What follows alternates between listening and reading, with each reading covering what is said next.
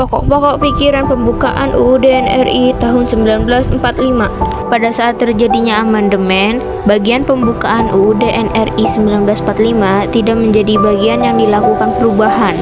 Bahkan, MPR memiliki kesepakatan dasar perihal perubahan UUD NRI 1945 ini ada 5 hal, yaitu: yang pertama, tidak mengubah pembukaan UUD NRI tahun 1945. Kedua, tetap mempertahankan Negara Kesatuan Republik Indonesia. Yang ketiga, mempertegas sistem presidensil.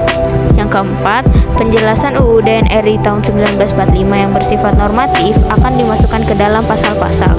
Yang kelima, perubahan dilakukan dengan cara adendum. Bunyi pembukaan UUD NRI tahun 1945. Undang-Undang Dasar Negara Republik Indonesia tahun 1945. Pembukaan bahwa sesungguhnya kemerdekaan itu ialah hak segala bangsa, dan oleh sebab itu maka penjajahan di atas dunia harus dihapuskan karena tidak sesuai dengan pri kemanusiaan dan pri keadilan. Dan perjuangan pergerakan kemerdekaan Indonesia telah sampailah kepada saat yang berbahagia dengan selamat sentosa, mengantarkan rakyat Indonesia ke depan pintu gerbang kemerdekaan Indonesia yang merdeka, bersatu, berdaulat, adil, dan makmur. Atas berkat rahmat Allah yang Maha Kuasa dan dengan didorongkan oleh keinginan luhur supaya berkehidupan kebangsaan yang bebas, maka rakyat Indonesia menyatakan dengan ini kemerdekaannya.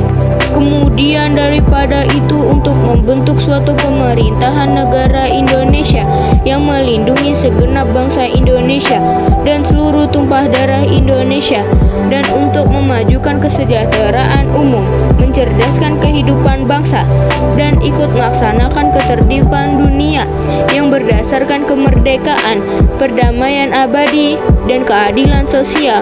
Maka disusunlah kemerdekaan kebangsaan Indonesia itu dalam suatu Undang-Undang Dasar Negara Indonesia yang terbentuk dalam suatu susunan negara Republik Indonesia yang berkedaulatan rakyat dengan berdasarkan kepada ketuhanan yang Maha Esa, kemanusiaan yang adil dan beradab, persatuan Indonesia, dan kerakyatan yang dipimpin oleh hikmat kebijaksanaan dalam permusyawaratan perwakilan, serta dengan mewujudkan suatu keadilan sosial bagi seluruh rakyat Indonesia. Makna pembukaan UUD NRI tahun 1945. Makna dari alinea pertama. Yang ke-1, kemerdekaan merupakan hak asasi manusia yang bersifat universal. Yang kedua, penjajahan bertentangan dengan pri kemanusiaan dan pri keadilan, sehingga harus dihapuskan. Yang ketiga, bangsa Indonesia memiliki tekad yang kuat untuk memperjuangkan kemerdekaan melawan penjajah. Yang keempat, hak kemerdekaan bangsa lebih diutamakan daripada hak individu. Makna alinea kedua. Pertama, kemerdekaan Indonesia dicapai melalui perjuangan melawan penjajah dan bukan hadiah dari bangsa lain. Kedua, adanya momentum yang harus dimanfaatkan bangsa Indonesia untuk menyatakan kemerdekaannya. Makna dari alinea ketiga. 1. Motivasi material, yaitu untuk hidup bebas dan merdeka.